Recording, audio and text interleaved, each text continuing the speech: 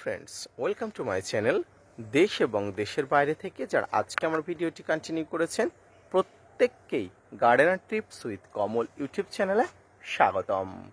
ছাদ বাগানে আমরা বিভিন্ন ধরনের গাছের সমাহার নিয়ে, গাছের পসরা নিয়ে শুরু করি, বিভিন্ন ধরনের গাছ রোপণ করা থেকে শুরু করে গাছের পরিচর্যা শুরু করে দিই।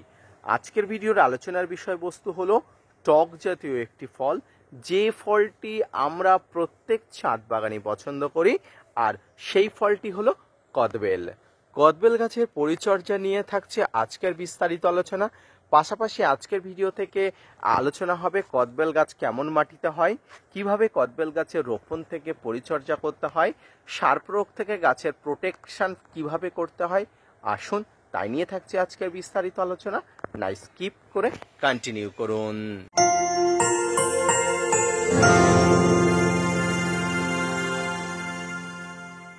সম্মানীয় দর্শক এবং শ্রোতা বন্ধুরা, দেশ এবং দেশের বাইরে থেকে যেখান থেকে আজকে আমার ভিডিওটি কন্টিনিউ করেছেন প্রত্যেককে নমস্কার, সালাম, আদাব জানিয়ে আজকের ছোট্ট উপস্থাপনাটি শুরু করছি।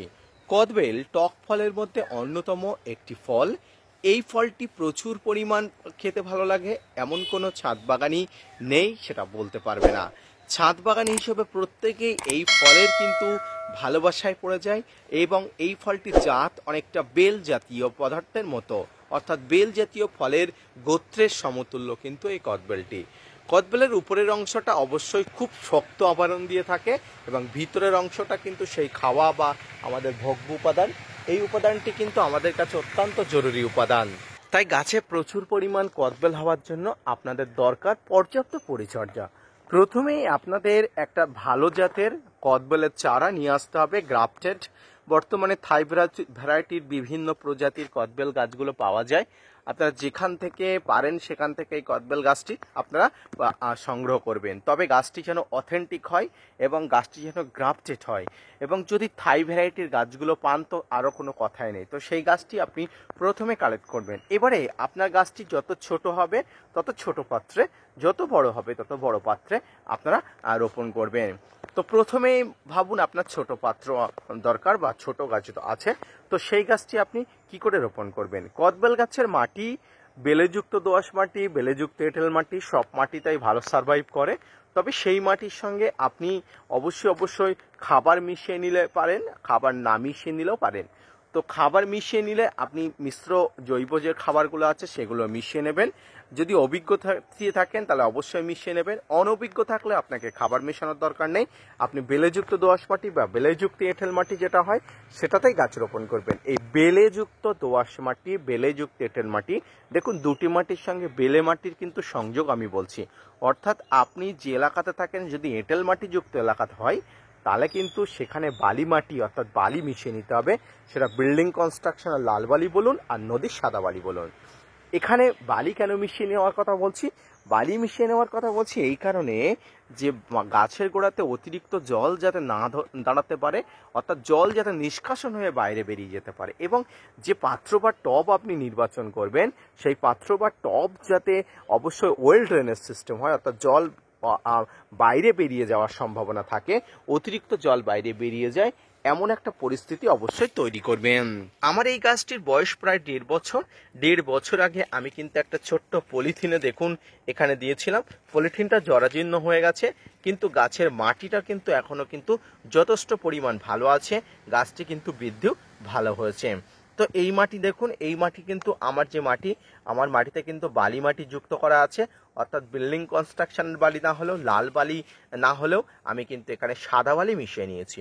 এই সাদা বালি গাছের মাটির গভীরে শিকড় পরিচালনা করতে সাহায্য করে, পাশাপাশি অতিরিক্ত জল দিলে বাইরে নিষ্কাশন হয়ে যেতে কিন্তু সাহায্য করে। তো এটা অবশ্যই আপনাকে করতে হবে। এবং খাবার আপনি নতুন গাছের ক্ষেত্রে দিয়ে রোপণ করার দরকার নেই। আপনি নর্মাল মাটিতে গাছ রোপণ করবেন, এর পরবর্তী 2.5 থেকে 3 মাস পরে আপনাকে খাবার দিতে হবে। যে খাবারগুলো ছাদ বাগানের সেরা মিশ্র খাবার হিসেবে গণ্য হয় সেই খাবারগুলো দেবেন। প্রতি স্টেপ বাই স্টেপ অর্থাৎ 2.5 থেকে 3 মাস অন্তর অন্তর চক্রাকারে গাছে কিন্তু খাবার দেওয়া শুরু করবেন। খাবার দেওয়া শুরু হয়ে গেলে আপনি দেখবেন ধীরে ধীরে গাছ কিন্তু স্টেপ বাই স্টেপ কিন্তু বড় হচ্ছে, এবারে গাছকে আপনি অবশ্যই মনের মতো করে বাড়িয়ে নিতে প্রুন বা কাটাই ছাঁটাই করবেন। গাছের প্রধান ডালগুলো অল্প অল্প করে কেটে দেবেন, অর্থাৎ নখ দিয়ে খুশিয়ে দেন, আর ছোট্ট অংশগুলো কেটে দেন। অর্থাৎ প্রধান ডাল বলতে ধরুন এইটা প্রধান ডাল, এই ডালের অংশগুলো কেটে দিলে পরবর্তী যে দেখুন প্রচণ্ড পরিমাণ আশেপাশ দিয়ে শাখা পোশাখা বেরিয়েছে এমন হবে, অর্থাৎ বুশি হবে। এরকম অবশ্যই কিন্তু আপনি বুশি করার জন্য ছোট থেকে গাছকে অবশ্যই দেখবেন এবং গাছ কিন্তু বুশি হবে। গাছ 2 বছর বয়স হলে অবশ্যই গাছে ফুল আসে, তবে 2 বছর বয়স পর্যন্ত আপনাকে কিন্তু গাছকে পরিচর্যা করতে হবে। শুধুমাত্র 2 বছর বয়সী নয়, গাছের জন্ম থেকে মৃত্যু পর্যন্ত পরিচর্যা করতে হয়।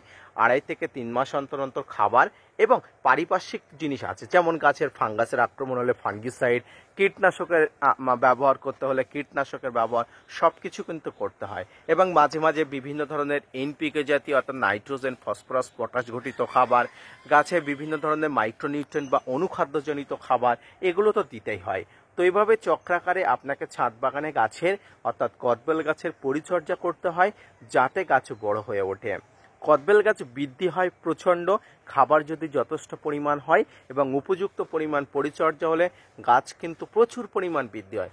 2 বছর বয়সী একটি কদবেল গাছ কিন্তু এত বড় হয়, কিন্তু একটা 1.5 বছর বয়সী কদবেল গাছের উচ্চতা দেখুন প্রচুর পরিমাণ ভালো বৃদ্ধি হয়েছে এবং গাছের স্বাস্থ্য কিন্তু অসাধারণ হয়ে আছে।